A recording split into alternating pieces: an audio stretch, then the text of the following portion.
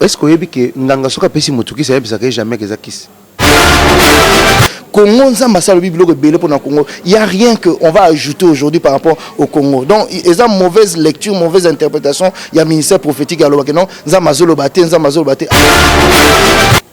Congolais soka moni moninga comme élevé, moninga nda comme ennemi nae. Comment vous voulez que nzamba bénir biso? Toi quand église au monde zaina mundimi mo pas longwe mbala moko comme ennemi non. Akomi ko sala campagne mabe. Donc, Congo, comment veux-tu que Congo ait le boss? C'est ce que tu as un leader en dénois. Mais il faut dire aussi que la méchanceté est tellement dans les Congolais que au moment dans sa personne, à chaque fois, ça peut boyer. Et comme un problème. Dans sa personne, le Congolais va battre dans bien. Surtout ce qui est inio. À Rolobano, ma comme belé à ma bé. Oui, les Congolais, ennemi à Congolais, à za Congolais yemoko.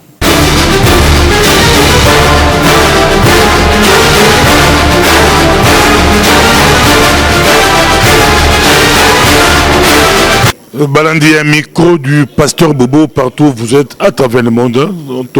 Bonjour ou bonsoir, ça dépend de l'heure à laquelle vous nous regardez. Nous sommes avec Benacaps et nous sommes ici à l'église Source du Salut. Nous sommes avec les hommes de Dieu. On va essayer de parler avec eux. Je commencerai directement par pasteur Jean Bosco. Bonjour pasteur. Bonjour, micro du pasteur Bobo. Que le Seigneur vous bénisse. Merci. On vous suit partout à travers le monde. Comment vous vous portez? Oh, je me porte bien par la grâce de Dieu. Mais c'est comme Néhémie. Comment pourrais-je me porter bien alors que mon pays brille? Ma région brille, comme au Kassai. Donc, je suis passé aujourd'hui au micro comme Néhémie pour défendre aussi en tant que fils de ce pays-là, congolais, pour dire que non au massacre au Kassai. Au massacre au Kassai, mais tout le monde prière, une question qu'on pourra poser aux hommes de Dieu à Congo. Ou à Kassai, mais à Kassai, il a été posé comme à Congo, ça touche tous les Congolais. Non, on avait déjà prié aussi pour Béni, on a prié, mais oui, mais tout le monde a prié pour la Kassai. Qu'est-ce que se passe-t-il? Tout le monde a prié pour la Kassai. Oh, bah, pasteur, puis à Kassai, bah, ça répète belé. Mon Dieu, bozobanga, journée prière. Moi, j'ai lancé la Facebook, je suis Kassaïen. Mais tout le monde a été, c'est question de pasteur Jean Bosco, la présentation, non, on a pris ce micro et puis à Benacap, c'est tout contenu la présentation. Mais après, question, on a été au ban d'Angoya. Je suis Kassaïen, micro du pasteur Bobo. Mais tout le monde a, notre communauté, église Moko ou pasteur Moko a lancé opération prière pour Nabana Kassai. Benakaps. Bonjour à tous ceux qui nous suivent. La personne qui est à ma côté, c'est le pasteur Richard de l'église Source du Salut. Bon, je fais partie de Source du Salut. Bonjour, micro du pasteur Bobo. On peut m'appeler pasteur de Source du Salut parce que je collabore avec le pasteur Jean Bosco, ça fait plus de 15 ans. Donc je suis aussi co-pasteur d'ici, mais je vis plus au Canada. C'est là que j'ai mon église et mon ministère, mais je viens souvent ici pour travailler. C'est pourquoi on a fait ce travail qu'on vient de faire tantôt. D'accord. Et quelle est votre place maintenant à l'église? Vous avez dit pasteur, vous êtes déjà consacré pasteur? Ou bien c'est juste le fait de venir ici, travailler, collaborer avec le pasteur? Vous avez déjà une église au Canada? Oui, j'ai une église, je dirige le ministère New Vision qui s'appelle Nouvelle Vision au Canada. Ça fait presque 20 ans que je dirige ce ministère à Montréal et puis à Winnipeg. Donc je suis dans le ministère, dans le ministère prophétique et je travaille aussi comme berger. Donc c'est pour ça qu'on peut m'appeler facilement pasteur. Et ici, je viens pour collaborer. Donc j'étais pasteur avant de venir ici. Donc c'est pas simplement ici. Aujourd'hui, c'est le dernier jour de 60 jours de jeûne. Quel est le témoignage que vous pourrez apporter après toutes les prières?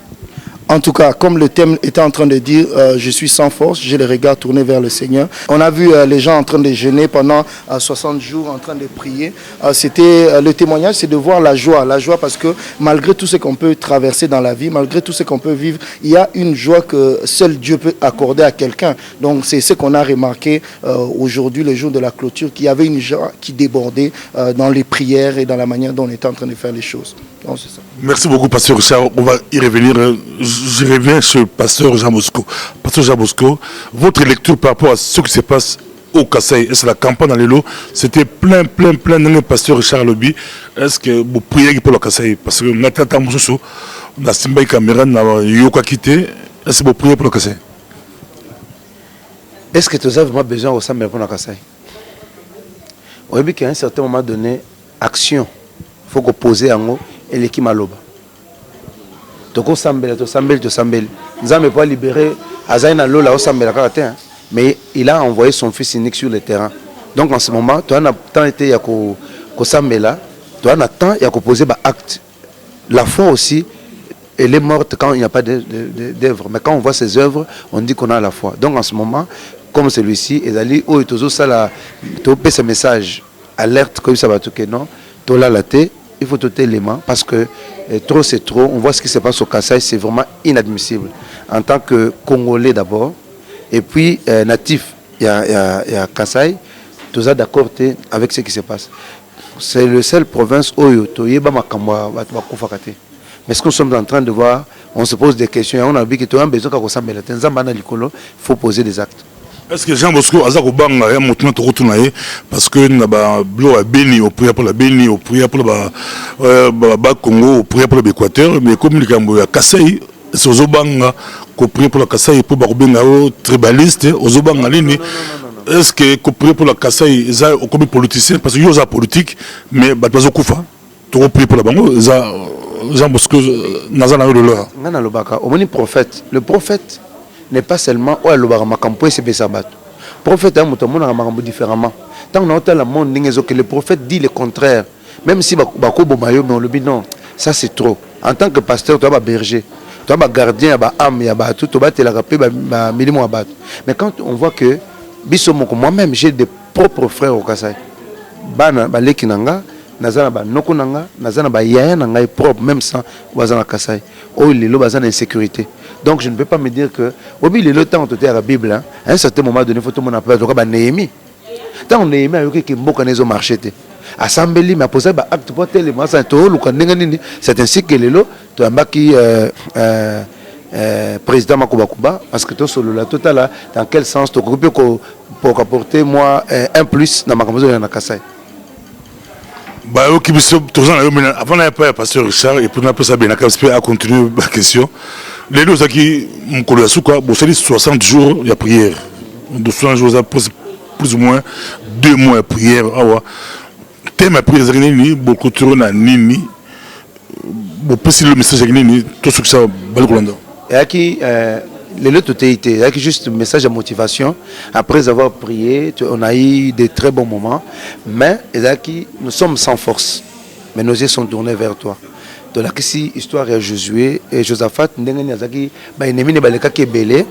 et que Azaki na makasi te mettant on tourner regard vers le Seigneur a commis na makasi. Donc le message est que nous sommes cause à la maladie, cause à la situation telle, mais regarde na biso na Nzambe.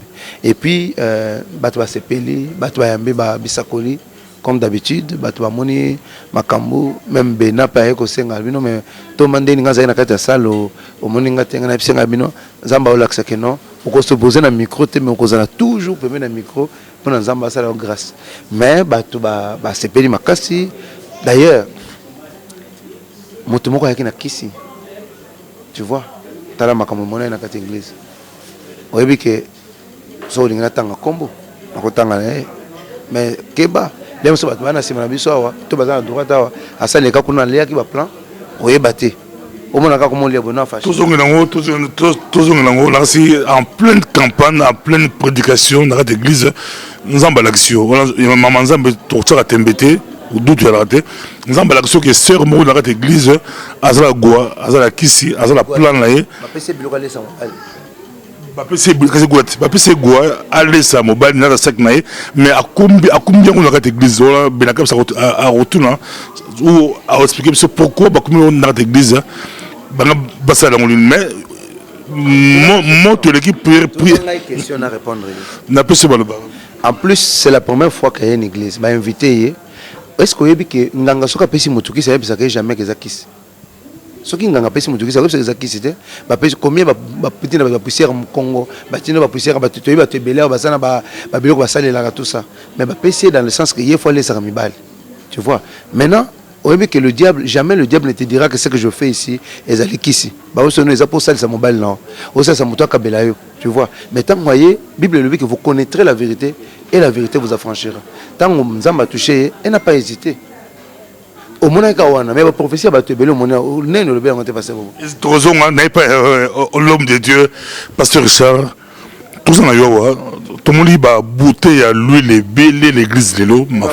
Mafuta tala mafuta ngamo na lobi ndemo ebisinga so yebaki ndo tekili bande ko mabuté ona odo sa dimbongo pesa so bobiseta na te kapina l'huile na wote pe Israël na sombe ba l'huile ya bango etikote Israël so zeki awa na peso maloba le kama mafuta mais quand on explique biso bibliquement par le pasteur chez yo genre un débat biblique il y a des écritures yo côté l'écriture blague raté il y a biso awa ba bouteille wana bibliquement parlant Yesu asala kango batu bayi mafuta comment bino bobanga ki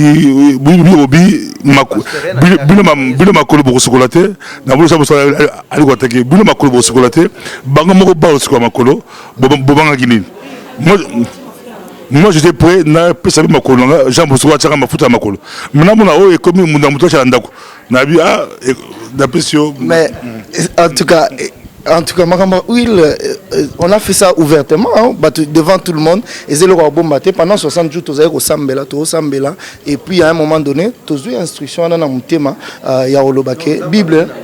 Oui, c'est ça.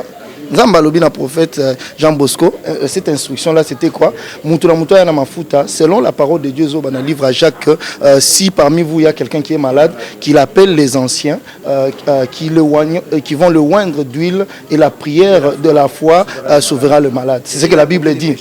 Et s'il a commis un péché, il vous a pardonné. Ça, c'est la première des choses. Et quand nous regardons la Bible, l'huile est le symbolique un peu du Saint-Esprit et de la guérison. La Bible parle, par exemple, dans le livre Ésaïe, que l'huile, l'onction, brisera le joug. Donc c'est l'huile. Et la Bible nous montre dans la parabole aussi, dans le livre Luc, parabole il y a Mouto, Babeta qui est, tant à Outi Jéricho, à Outi Jérusalem, à Jéricho, tant Babeta qui est, le bon samaritain en Koutanaïne, qu'est-ce qu'il a fait? Azogi ma fouta pour nous penser à plein et après à bander en odon, et ça symbolique. Et vous allez remarquer que dans le ministère prophétique, même dans la Bible, il y a beaucoup de symboles qui sont prophétiques, qui ne veulent pas simplement dire et l'autre salana, mais il faut un message en arrière. Tant où il y a Sokoli Makolo, par exemple, disciples. Est-ce que ça parce que ma colombe vous a dit très sale? Non, c'était juste symbolique, symbole de humilité. Alors que non, le rongana au salabino, bo salon peut battre mususu. Et Pierre va même dire à Jésus que non, que sokolanga ma coloté, sokolanga nzoto mobimba. Donc il y a des symboliques. Tant par exemple dans la Bible, histoire à Jéricho, tant Nzambazo Josué que il faut pas tourner muraille à Jéricho 7 fois. C'est symbolique. Tant Élisa Zoébisa Naman que va jette-toi dans le Jourdain 7 fois. C'est symbolique. C'est juste pour aller chercher l'obéissance de quelqu'un. Et nous avons reçu cette parole, que tout le peuple de Dieu, chacun amène sa propre bouteille d'huile. Huile d'olive, et puis une fois que tu est commis sacré, donc c'était ce symbole-là qu'on voulait manifester. Donc il n'y a rien de caché. Je ne sais pas s'il y a autre chose que je peux dire par rapport à ça. Pasteur Olobi, c'est symbolique. Donc si je comprends dans Oyo Olobi, exemple Msuba Sokola bon. Il y a un peu pas pasteur Msuba vraiment Sokola battu. C'est que pendant la prédication, n'ayez pasteur Olobi, il faut tout rendre bino maboko na makolo. Après le bioté tout ça comme maboko. De toute façon on est en été. Donc balette ma papa. Ou bien il fallait faire les pieds, comme ça, on va faire les mabo. Et ça, on peut grave. Tout le monde qui est au moindre mabo, on a ma colo. La seule chose, au tali nombre de bazalaka.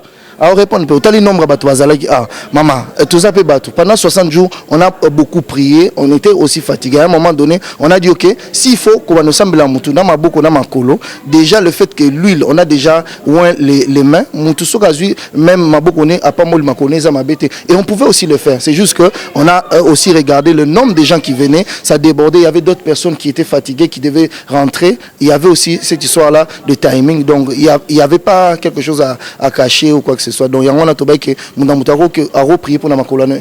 On pouvait aussi prier pour les pieds. Tobi pe que non, tant aux on ananda kunayo, yo mo pambola pe maboko na. Donc, ou bien il fallait bossa la bossa mais pas na makolo.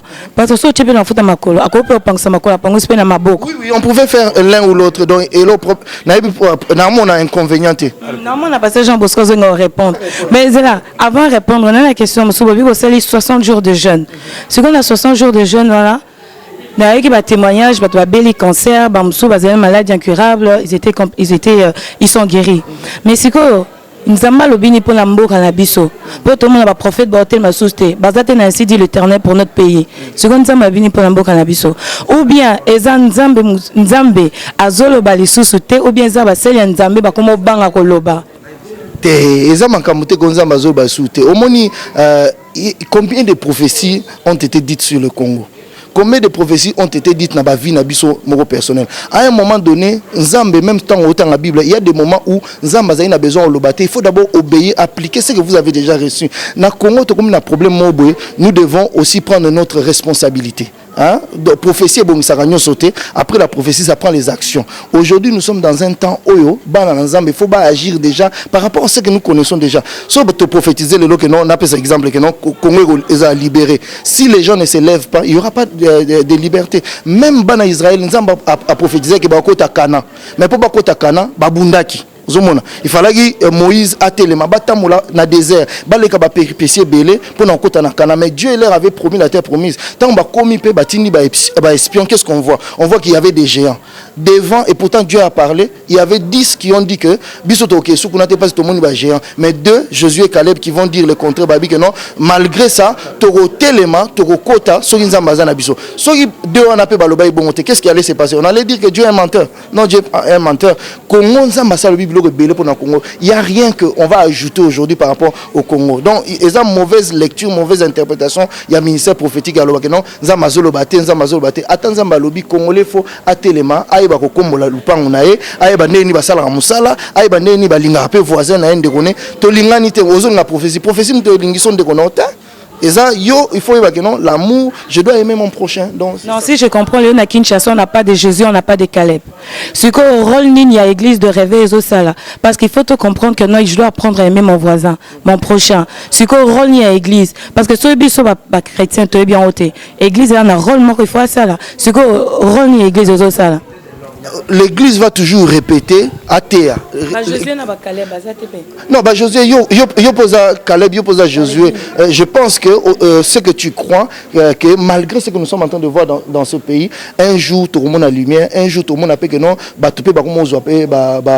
les avantages sociaux c'est ça voir différemment malgré la réalité de la situation aujourd'hui. Donc je crois qu'il y a des gens, malgré chaos, il y a des gens qui croient que Congo un jour est debout. Il y a des gens qui croient que Nzamba va élever les leaders pour les uns les autres. Et le rôle de l'église, c'est de répéter tout le temps. C'est de répéter aux gens, il faut aimer ton prochain. C'est de répéter que non, il faut travailler. C'est ça le rôle de l'église. Mais il faut tu as dit parler. Balcon un peu petit gospel, c'est 3-4 frères. Toujours pas Jean Bosco. Avant de répondre à la question de la Cap Satouli, pour la manquer Jean Bosco, alors besoin de Kolomakasi, répondre à la question il y a tout le monde. Et puis, na retourne question moko, mafuta oyo. Ba ki lango l'église. Ba rolambe lango, tozara etikali mafuta ya kopakolo la makolo na maboko, za motourna. Tant on a sambelé. Pourquoi est-ce que bomoninga na tchembo mafuta na makolo non? Na tcheko tu batonso na elongi na sambeli bango. Est-ce que déjà nana samona Yesu? Nana mona Yesu déjà boy na yo nanga yo za pasteur. Nous sommes mona Yesu. Mais nous croyons en Jésus-Christ par la foi. C'est la foi, on nous a appris que voilà Jésus-Christ. Et quand les lois sont aussi moi, c'est par la foi que nous dit que sacrifié moi c'est par la foi que nous dit que mokili bien que scientifique que mutu va expliquer comment mutu mais par la foi me dit que non Nzamba kela ki Adam na Ève. Mais maintenant si tu veux que je te démontre comment Nzamba kela mokili na biso pour un prophète na biso ndenge. Répondre bien la question. Bon, deuxième question. Prophétie, il n'y a pas de prophétie pour le Congo. Tu sais, il y a ce qu'on appelle la responsabilité de l'homme. Aujourd'hui, Congo est pour ma responsabilité.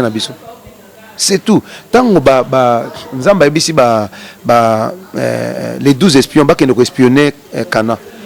bakotaki facilement te babundaki mpo bakota na kana babundaki babundi même si découragement les Américains ça m'appelle ça mbokana mais c'était pas facile bakota na kati ya mbokana ils se sont battus pour basala lelo congolais pour les ezaka nzamba sala nzamba yako kombola ngandako pour na sala boy nzamba sala boy nzamba sala nzamba utabiso que sala soki no kitoko ndengona nzamba utabiso que no micro ya pasteur Bobo soma micro boy. Non, quand tu veux aussi améliorer certaines choses, c'est de ta responsabilité. Nzamba sala lobby, maintenant tu dois travailler pour l'accomplissement. Il y a Nini wana. Donc le Congo aujourd'hui, comme pasteur Richard a dit, il y a quelque chose, manque d'amour.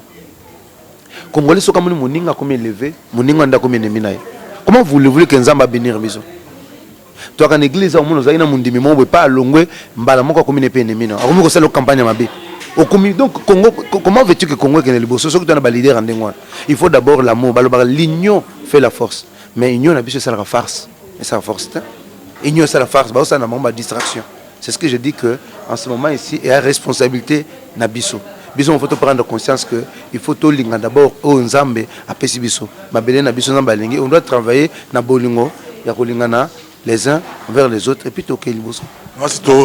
Deuxième question, il y a ma faute. Et puis je précise, quand on biche dans 60 jours, on n'a pas dit aux gens de ne pas manger pendant 60 jours. C'était un temps de prière, on a prié à 14 heures. Aux hommes, c'était juste pour les bateaux en bonne santé. Donc, attention, tu n'avais pas le droit de gêner. Donc, il faut que vous ayez clair parce que dans mon 60 jours de prière, non, les gens, d'ailleurs, même, je ne crois même pas que la plupart sont gênés pendant 60 jours. Mais nous disons merci parce que nous allons répondre à nos témoignages à votre bébé. Non, si tu procéder au poteau, tu poser deux questions. On a posé question mon laïo, question mon laïe, il pas posé question mon laïo, question mon laïe. Après tout ça, des conclusions. Question de la question de Zali, affaire Moïse Mbié, aux Olandango, Jean Bosco, yo, ba musicien, au Pambola, ba musicien, ou un ba musicien, tout le monde ba musicien, ba Mbié, pendant de l'eau. Aux Olandango, affaire Guégué, Souris GG, affaire collectez-vous à moi, affaire Mamose Belé, aux Olandango. Yo, réaction à yo, et ça n'est pas besoin de micro de passer pour tous ces monsieur Belé. Les gens disent que le pasteur, il s'est prononcé clairement, yo, position à yo, et années zabi tumba yo pose waka to yé penza azadi banda ya Bible. Bon, personnellement je ne connais pas Moïse. Je ne l'ai jamais fréquenté. To solo laté. Je n'ai jamais été à l'église Bethel. Banda babotanga na vinanga. Mais en ce que je sache, Batou Baza méchant.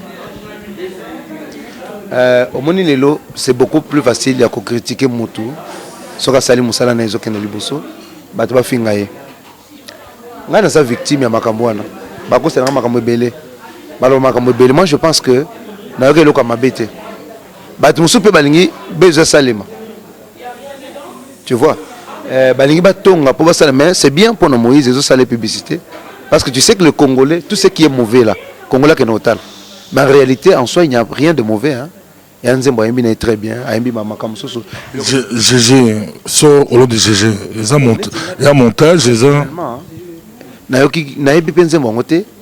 Et puis, je ne pense pas que Moïse, parce que Moïse vient d'une école quand même, il y a une bonne école. Les patriarches, c'est quelqu'un, à gérer l'église, à l'Obakeno, à Kenobaba GG. En fait, c'est aussi, bateau mal intentionné, qui veulent créer aussi quelque chose comme ça, créer le Congo Boye, voilà. Mais moi, je pense que, et le Congo réussir parce que, et ça peut aider quand même bien, parce que nous n'avons pas touché à l'ennemi, nous avons fait publicité. Sans ennemi, au Kosa, au Bagoye, au moins, tu as le Belangat. Soit comme quelque part, il passe à ma baie. Tu as là, les lots, il y a plus de 300, soit plus de combien, mais c'est ça là. Papa, parce que belé débordement pour l'année pour l'ennemi n'a pas besoin de publicité. Donc moi je pense que pour Moïse, il n'a même pas s'inquiété. L'ennemi n'a pas besoin de publicité bien. C'est un garçon qui chante Nzembo Yozo Sala histoire vinae. Nzembo na bien ngote mais na bien Nzembo nayaki non Nzembo moko yemba ki ba yemba ngombe église ya Nzembo nino. Nde yango na kata Nzembo ndé bazolo. Bon voilà, ils ont Nzembo moko en fait, na habité sincèrement. Oui, depuis 90 quelques na Congo. En fait, tout ce qui se passe ici na Yebi. Mais sincèrement, je pense que les questions à jalousie, Congolais lingaka mutu, mukuso mutakufi zamba pénirier. Batombolier zamba diable zanae. Mais ce que vous avez malheureux, ma beyango moni moyen to que le bosse zate. Asa ni banze mozo consoler batu. Yo kansi ki batu se bela comme Moïse, na banda kunyo banze Moïse. C'est tout à fait normal batu ngaé. Mais sincèrement, moi je n'ai pas na yokinze mbangote. Pe na croire que ça bon, yamba mensonge et puis voilà. C'est la jalousie, c'est tout. Tout ça, homme de Dieu, n'a pas sa micro, la déviation dans l'église de l'église du Congo, surtout l'église du Congo. C'est normal, il n'y a pas de déviation. Toujours, de plus en plus, les gens se posent des questions. Olandaka Marcelo Tounassi, maman pas Marcelo Tounassi, aux enfants directement, c'est bon. Ou doctrine est fondée par rapport à la Bible. Quand tu y es pas Olandayo, la doctrine, il prêche beaucoup plus l'homme au centre, l'homme, mais œuvre salvatrice, œuvre à croix, selon ma remarque, dans l'église, on dirait comme humaniste. Humaniste, on dirait au Simba, même message na Maïkari, même message na Batabaros, quoi, c'est l'homme qui est au centre, mais tu vois que c'est Christ qui devrait être au centre. Dans le cas Marcelo, pour l'instant, en tout cas, au moni pour n'enrouler trop sur une personne, il faut Hollanda montant souvent un peu comme pasteur Jean Bosco a dit que non bon, Nandenga Yebi, il n'a pas une relation personnelle avec pasteur Mbiye, mais à moni que banze moni consoler rabatou et tout. Donc en parlant de Marcelo, moi ce que je peux dire, n'a fin de rater pour n'alanda message, il y a pasteur Marcelo, je crois qu'il est une bénédiction pour plusieurs personnes. Et par rapport à dire que l'homme est au centre, s'il y a une mauvaise chose qui tue nos églises, c'est justement mettre l'homme au centre, mettre l'activité humaine au centre. Ça veut dire quoi? Par exemple, aux à la sauver ou bien aux vivre miracle, ça dépend de tes efforts. Nous devons comprendre une chose. La Bible nous dit que non, la loi est venue avec Moïse, la grâce est venue avec Christ.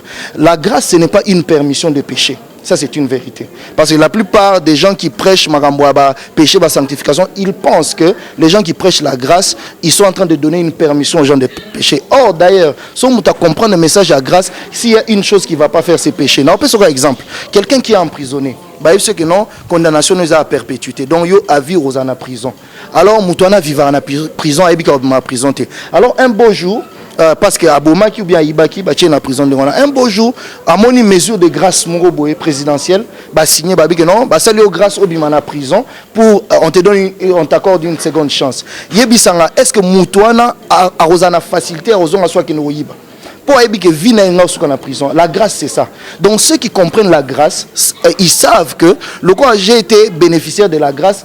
Donc, péché, et rose à camarade n'angate. Parce que, nazam mutu, on a autant de par grâce. Sogi, ngolo ezalagite, ngana souka na prison. Donc, déjà, ceux qui pensent que ceux qui parlent de la grâce, c'est une permission au péché, c'est archi faux. Ça, c'est déjà quelque chose. Et maintenant, trop parler de la sanctification. On a des exemples. Tout ça dans notre église. Nous supposons que nous tous, nous sommes des chrétiens nés de nouveau. Ok. Si maintenant, dans l'église, nous passons notre temps à parler du péché, c'est la même manière que ceux qui parlent trop des démons. L'église n'est pas un endroit où on parle trop du péché, ni trop, on ne doit pas parler non plus trop des démons. Donc l'église est un endroit où nous devons parler du royaume des cieux, glorifier Jésus pour ce qu'il a fait à la croix et l'adorer. C'est ça le rôle de l'église. Et la Bible dit que les portes de séjour de mort ne prévenons point contre l'église. Donc, message, dans la message, il y a passé Marcelo Mingité, mais tout ce que je peux savoir de certaines personnes qui peuvent suivre ça, les gens mettre un emphase sur le message de la sanctification, comme si sanctification est liée et l'okoyo ça. La Bible dit que nous avons été sanctifiés par Dieu. C'est Dieu qui nous sanctifie. Il n'y a rien que toi tu peux faire pour devenir saint. Et là, remonter passer est-ce que vous avez que en enfer, pas parce qu'ils ont péché. Okay. Nous allons en enfer, pas parce que tu as péché. Tu ne vas pas en enfer parce que tu as volé. Nous irons en enfer, ou ceux qui iront en enfer vont y aller parce qu'ils ont refusé d'accepter Jésus. Donc ça veut dire que ce n'est pas tes efforts. Ce n'est pas tes efforts. Donc c'est ce que je peux te dire dans ma cambouana, quoi. Voilà, vous êtes bien dans votre émission MPB TV Gospel. Ça va plus dans le sens, il y a au lobby, on est responsable. première question est là. Et puis il y a passage en Bosco Pezoya. Obi toza responsable. Les lois qui sont na bana, ba ok l'école, et ça pour na professeur batang savant. Ceux qui savent que bandimi bazou na église, et ça le responsable de l'église a éduqué bango pe apé sa bango la parole de Dieu. C'est quoi yebisanga oroyo kamatea yaba homme de Dieu. Ils n'ont même pas constructif, ils ont aidé, ils sont pété. Tu n'entendras pas prêcher sur l'amour ou sur le pardon.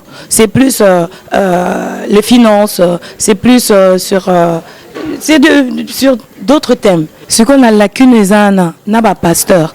Bah, comme bandimité, bah perdu. Ce qu'on a une kambanan. En tout cas, message à responsabilité c'est vraiment très important pour na biso, surtout na biso congolais. Et je comprends ce que Ozoloba par rapport à pasteur ou peut-être ce qu'il faut il faut pas. Ce que je peux dire les amis que na vie hein, ils ont rendu tout que na classe. Au moins na boba que non école les écoles m'aura bien école et bimisa batamalonga te. Je donne un exemple comme ça. Donc dépendamment pas ba moyen bokendo non. Ils ont responsabilité par chrétien. Bible, la Bible était. Donc, ce pasteur athée, tant que pose il faut tant la Bible. Chrétiens béré ils analysaient les Écritures pour venir confronter même les pasteurs. Donc, il y a de ces pasteurs-là au bazo théa parce qu'ils veulent peut-être séduire, parce qu'ils veulent simplement qu'on soit gain à bango. Mais il y a aussi des vrais pasteurs. S'il y a les faux, c'est qu'il y a aussi les vrais. Donc c'est maintenant aussi mundimi personnellement qu'ils voient est-ce que nazo kola, est-ce que nazo recevoir ou ils bénéfique pour nangai, ou ils bénéfique pour na libota nanga. Sous monique non ozo recevoir en côté. C'est et ça va de ta responsabilité. Il y a place soit il y a roluka place mususu, il y a rokende pour na okola. Donc responsabilité, il y a mon dimi père pasteur. Aux pasteurs qui ne font pas ça, Bible les amener des Genèse jusqu'à l'Apocalypse. Il y a un message des belé. Nous avons une responsabilité même sociale, nous avons une responsabilité politique parce que sur total n'entend wakala. Roi David Azaginani, c'était un grand politicien. Aux hommes. Et il était un grand politicien, mais il était aussi prophète. Il avait cette onction-là que Dieu lui avait donnée. Saoul, politicien. Nous voyons des gens qui ont entouré même Paul et tout et tout. C'était des gens qui travaillaient même dans la sphère élevée à Mboka. Donc, c'est que moi je peux conseiller, pasteurs ils sont dans le faux, que nous puissions retourner au pied du Seigneur, que le Seigneur nous enseigne à encadrer ces peuples-là. Et sa responsabilité, au fond, 300 personnes, 1000 personnes, 2000 personnes, et sa responsabilité, donc nous devons être larges pour injecter quelque chose pour bénéficier de la société. C'est ce que je peux dire par rapport à ça. Oui, question, mon collègue. N'engana rebondir dans le lobby. Ouais, parce que Jean Bosco. Non. Na Ozoloba, Martin Luther King a télémaqué, Azabé pasteur a télémaqué. Il s'est levé pour un peuple né. Mais ce que autant Ozoloba que non, c'est au peuple aussi d'aller lire la Bible. Il ne faut pas oublier que nous avons des peuples qui sont faibles, qui sont faibles. Tu ne grandis qu'en fonction de ton entourage. Sur hôtel ce qu'on a qui, Batoumi bazo rétrogradé. Au hôtel la même question d'études. L'année 90 et maintenant, c'est vraiment catastrophique. Penses-tu vraiment que demain l'église peut relever le peuple, même si côté politique ils ont raté, mais l'église est relever vraiment le peuple? Oui. Apporter un changement vraiment dans cette église pour conscientiser vraiment le peuple, les chrétiens, pour leur dire vraiment que non, on peut voir plus que ça. Non, je crois que oui, tu n'es pas la seule qui est en train de dire ça. Au plus exemple à Martin Luther King. Passer en sur Martin Luther King, c'est pourquoi notre prière est que non, Zamba élevé ba leader. Oh, na charisme, na façon de parler qui va amener le peuple vers destinée Moïse, tu vois, Josué, juge. Dieu avait élevé comme Samson, Gédéon, que Dieu, notre prière c'est ça, qu'il suscite des leaders dans notre pays, dans nos églises qui vont amener le peuple vers vraiment la destinée.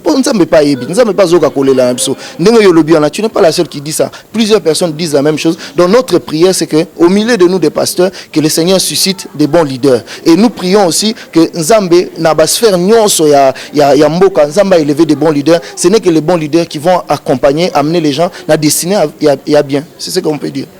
Pasteur Jean Bosco, les autres ozoka basé Nzambe mi bakoti ba loge, basimi bakisi, ba osama comme contraire à la parole de Dieu. Vraiment, il y a trop des ondits et on voit aussi des signes. Aujourd'hui, au côté de Moussa Nzambi Moko, tu sais que doctrine ne correspond pas à la parole de Dieu et tu sais que même Namate Anaye ou bien par exemple Nzembo Naye, ça va vraiment contraire à la parole de Dieu. Est-ce que tu pourrais te lever et dire que non, je contredis ce que cet homme est en train de faire parce que quelque part, ils ont conduit le peuple de Dieu, Nanzela Mabé. Bon, merci, Sœur Bena. Nangina Zongela, la question, mon gros pasteur Richard, opposé que par rapport à la sanctification, par rapport à. Oui, les lots, ma pasteur, il va se focaliser sur ce qu'on appelle péché. Bakangi pasteur, on a un kobo et ça le scandale. Beaucoup n'a pas yiba et ça le scandale. On dirait que c'est la caca. Au moins, on a dénoncé qui. Mais, on a le bélo comme moi. Vous voyez que Jésus-Christ, dans la grâce, la loi condamne, la grâce aussi condamne. Jésus est venu, il nous a appris aujourd'hui, tu sais que comment on peut arriver à décrire le péché. Parce que les lois, c'est facile. Ce qui est en train décrire un péché, c'est un péché. C'est un couleur à péché. C'est ça que tu appelles péché. Mais moi je pense que le péché est un parasite. N'est que parasite. Pourquoi? Parce que Jésus dit que ce que tu as dit, moi, si abattu,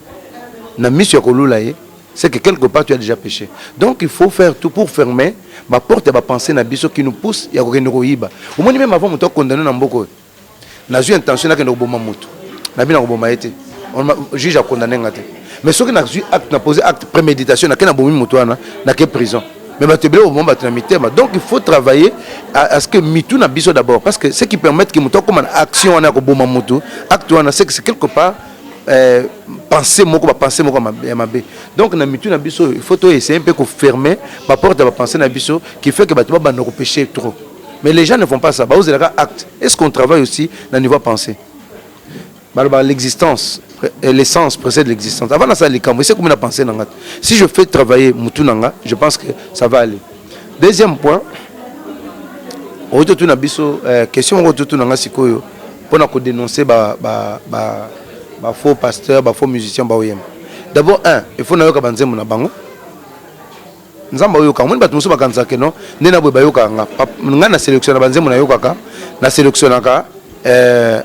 Au moins une génération aujourd'hui j'ai 40 ans.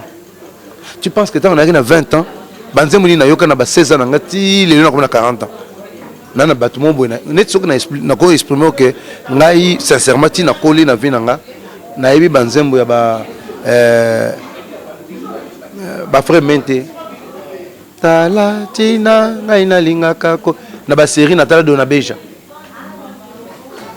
Rendez bien. Mais les gens qui sont là, moi, c'est Mikolo. C'est quoi série Mikolo? Je sais pas. Bon, je dois dire que la série Mikolo, c'est Mikolo.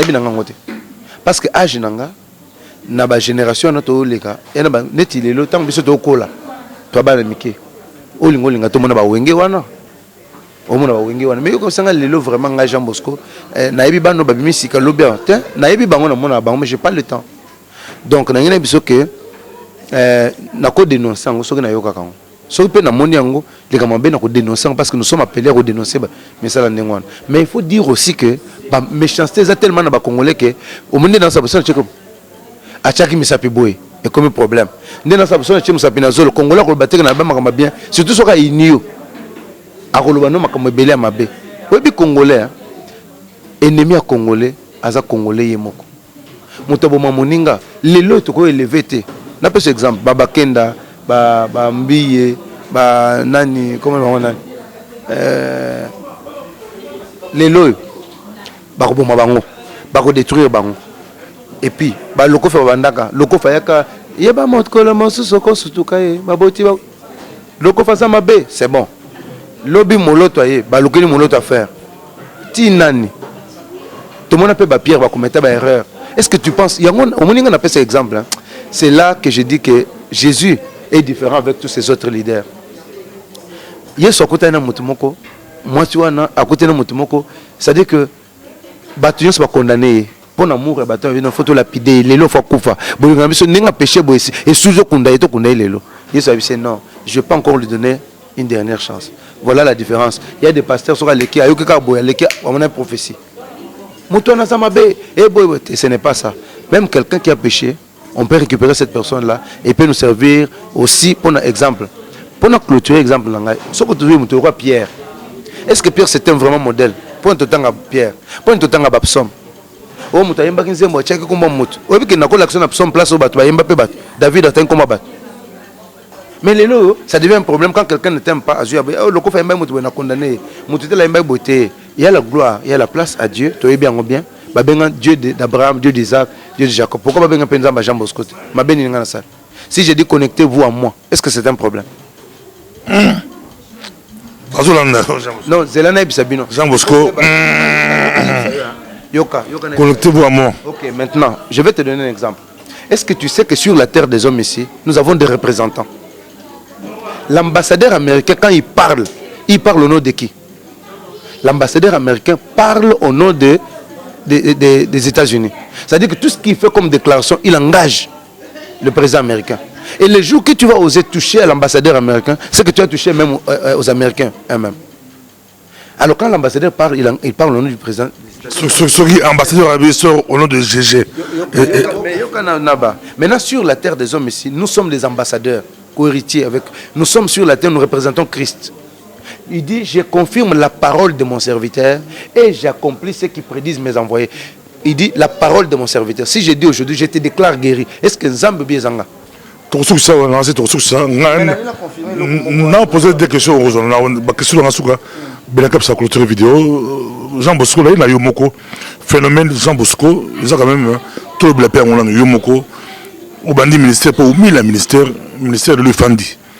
Tu es bien passé, tu es bien n'amboka, tu es bien n'engé église de Bandaki, tu es bien n'engé bozo bataki à Makasi. Tu es sûr que est stable, sûr que Bofandi, ma soeur de Fandi, sûr bien.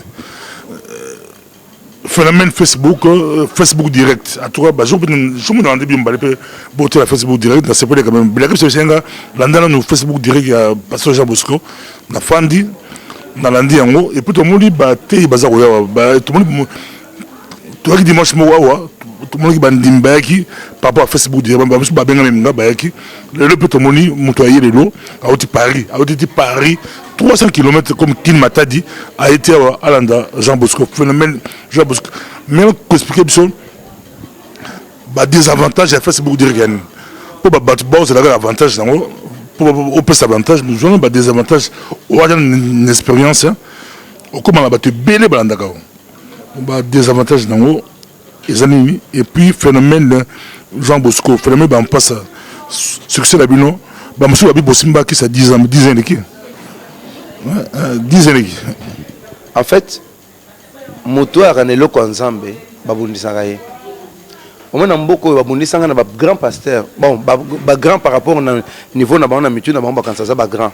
Peut-être pour tonga église, peut-être pour aza na moi ba église partout, il croit qu'il est grand.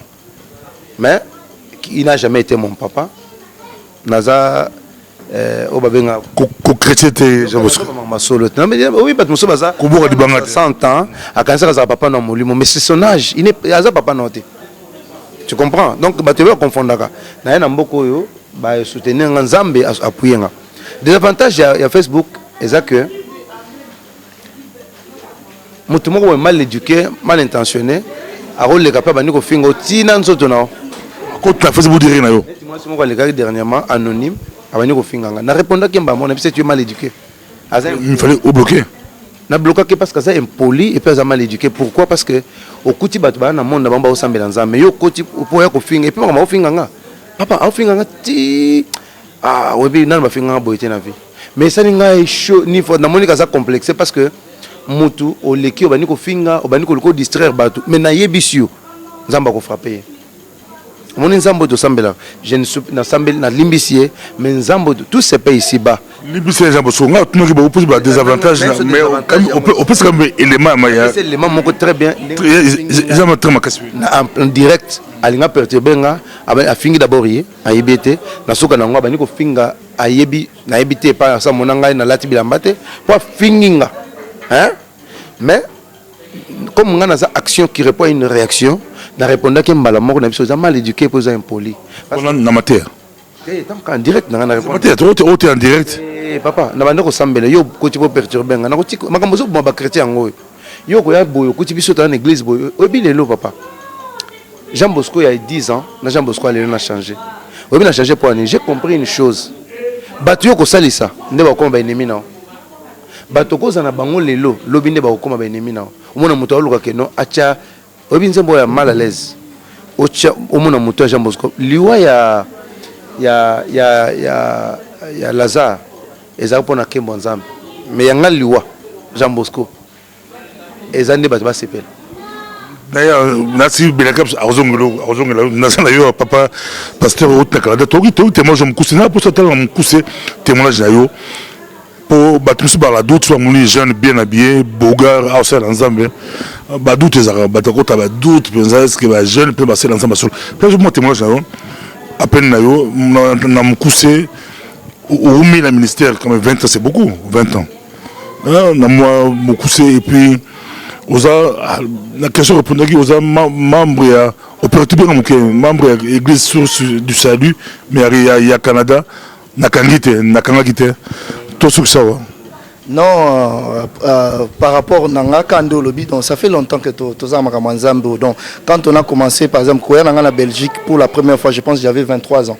23 ans quand je suis venu pour la première fois prêcher dans une croisade ici en Belgique, j'avais 23 ans. Je suis au Canada, ça fait presque 21 ans maintenant que je suis au Canada. Donc, Nassel Moussa Lanzambe Minkuna, beaucoup de gens me connaissent. Donc, jeunesse Nanga, je suis arrivé au Canada, j'avais 18 ou 19 ans quand je suis arrivé au Canada. Donc, j'étais même le premier jeune à Montréal à faire une conférence, une croisade où il y avait plus de 300 personnes. Donc, j'ai eu encadré beaucoup de jeunes, mais Tokolinde, maman l'exception Nzela Nzambe, étant l'exception Nzela Nzambe, à un moment donné, vers les âges, comme vers adolescence, tu prends aussi la conscience de faire une rencontre personnelle avec le Seigneur.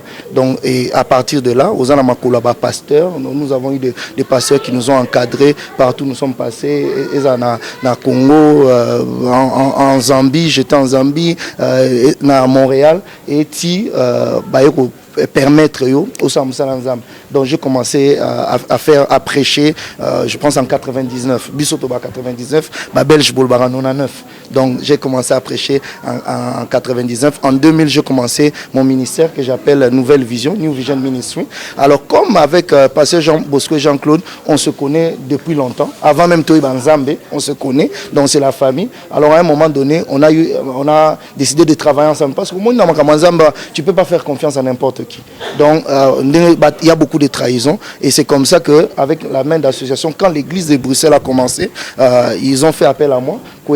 C'est comme ça que tout le monde de Bruxelles, de la source du salut, me connaissent. On me considère comme co-pasteur à la source du salut. Donc, Jean Bosco, qui est dans l'église une année, c'est dans ce sens-là. Hein? Et ça fait, comme je t'ai dit, ça fait quoi, 15-16 ans qu'on travaille comme ça.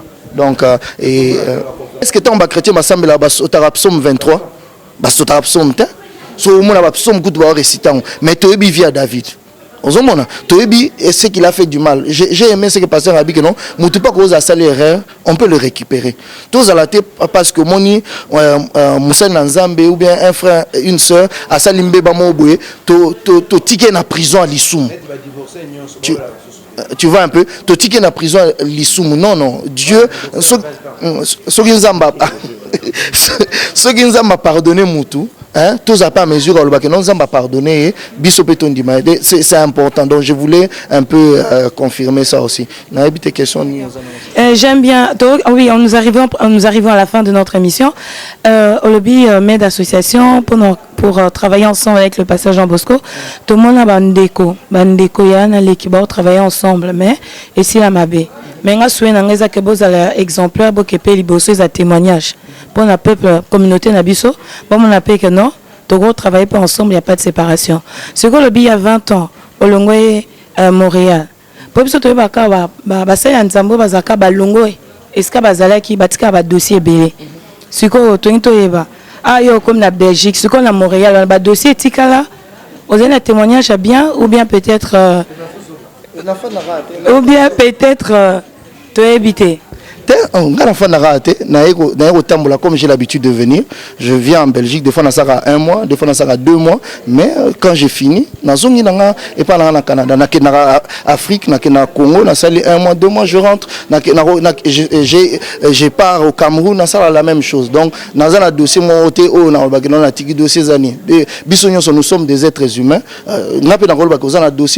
on est tous faillibles. Donc, si on est un dossier, on est un dossier, et puis avec Dieu, je sers mon Dieu comme il me donne la force. Et nous sommes ensemble. Et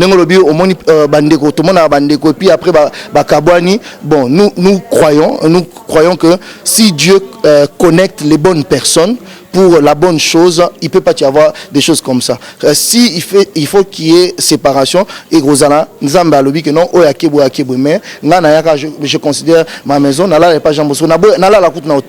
donc quand je viens ici, je reste chez lui, on mange ensemble, on fait tout ensemble, on monte, on descend. Donc mais il faut surveiller pour la s'il y a une personne qu'il ne peut pas surveiller, même quand je suis au Canada, je les considère comme ma famille. Donc c'est ça, il n'y a pas de restrictions.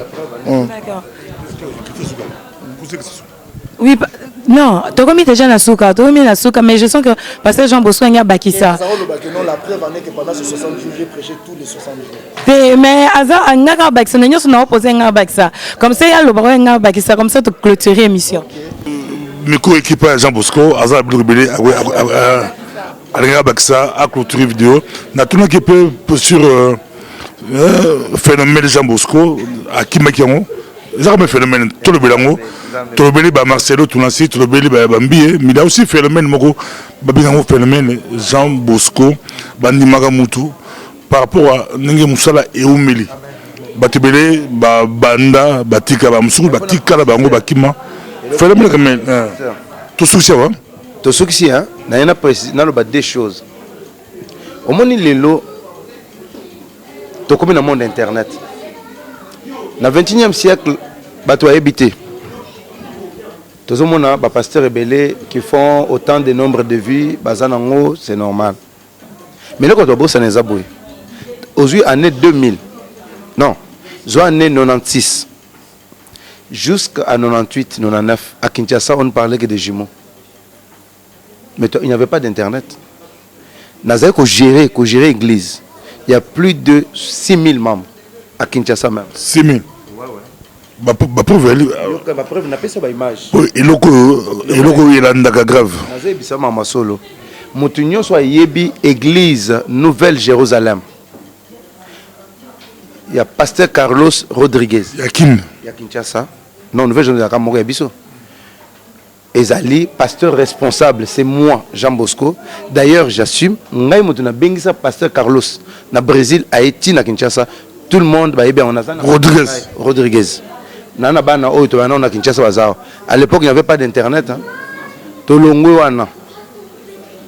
Na ba 96, 98, to yambi kizamina dans l'église. Ba Sony, ba tunyonso, Sony est venu s'il a témoigné à Biba Mapasa na Ibi Bango, le général Sony que je respecte beaucoup. Na église wana. Les Rwanda, moni lelo, il n'y avait pas d'internet. Pasteur Jean Bosco na epoto na ngi na ambition na ngai nzamba kamainga. Na bande église. Papa n'a rien de comment quoi. N'a pas jamais monté à Kinshasa. Pourquoi? Parce que tu sais qu'il y a combien de Congolais ici en Belgique? Ici au Congolais, je ne pense même pas que tu as 1 million de Congolais ici. Je ne pense même pas qu'ils sont 800 000. Statistiques, je ne sais pas. Mais tu as les 400 000. Je ne sais pas. Congolais bazar. Mais na Congolais tu as ce que ça les calcule. Et que tu arrives à Kosangsa, Congolais 400, c'est que sur à Kinshasa, tu as une église de combien? Ça la calcule. Sur 12 millions d'habitants, ville à Kinshasa. Tu as combien? C'est le Balansouka, ton clôture, et puis après c'est le copain. Je suis fier, je suis ambassadeur na Katia Mboko, na komisa Nzambe, mais na pesi message à l'obasso que zake, batu, bayi banga bénédiction na ngaite. Au mon histoire ya Isaou, hein, na Jacob. Bayi bangai les pamboli na ngai te pour ba tebele ba lingi ba kosela ngai ba makamba lokuta pour ba sa ndenge ni ba profiter mais li pamboli ya mutu ya mutu yango mona kata mboko oyo ba ko combattre ndenge ba lingi comme mon fils Jonathan me dit bakombataka mon PPT poko simango jamais nzamba pambola bino Nzambe apambola pasteur Jean Bosco na pasteur Richard bomoni tozaki la bango penza awa pasteur mon la poto ebisinga papa la nganda kata Facebook direct na la kata yango na toujours kata ngo pour nini alobi bandime comme dimanche penza boye na se retrouver deux personnes église bango tu balanda ko ba ozela balanda Facebook direct via katinae mais pasteur Jean Bosco lelo ezaki plein mais avec Facebook direct c'est que batum sous ba hôtel la balanda ko batum ba hôtel la ba église balanda te avolanda faut ba vision ou ba makambo c'est compliqué après c'est plus ba désavantage dans le beau qui yango ba ko finga mais quand na pesi maloba pa bela cap to c'est que c'est ngwa ba passer Richard comme ça aux de basuka mais bela cap à côté vidéo. Non, Lilo Basuka vraiment n'a pas molami koza na micro à pasteur Bobo, et ça très bien. Et ndengo omoni nzamba sa relo onyo son atanae. Donc quand ozomona nzamba élevé mutu, il faut oser à la mesure ya reconnaître en biso ba congolais faut oser à la mesure ya reconnaître oser la raté mutu akufa. Monde ozo sa musala na o. Donc so sa musala bien à mesure le bakeno pasteur Bobo, osa relo ono bien na reconnaître en mais nous avons difficulté à reconnaître musala bat. Omoni pasteur mo bonzamba azo utiliser et comme Isakis. Nous avons la facilité à paix sa gloire na démon, na diable quand il y a l'élévation. Ce qui peut malheur finalement, c'est comme s'il y a absence de Dieu. Donc tous en abolingwana quand on voit quelqu'un qui est en train de réussir, tous à mesure il y a quoi acclamer, tous à mesure il y a quoi respecter.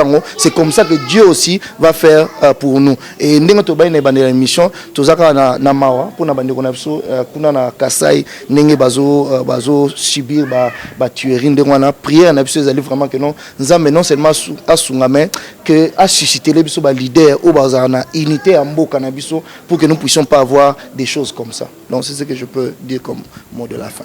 Voilà, nous sommes arrivés à la fin de notre émission. Nous étions bien à l'église La Source du Salut avec le pasteur Jean Bosco et le pasteur Richard. Et le dernier mot de la fin serait n'écoute pas ce que les gens disent, aie foi en Dieu et tout ce que tu fais, fais-le bien. Voilà, nous sommes arrivés à la fin. Au revoir. Que Dieu vous bénisse.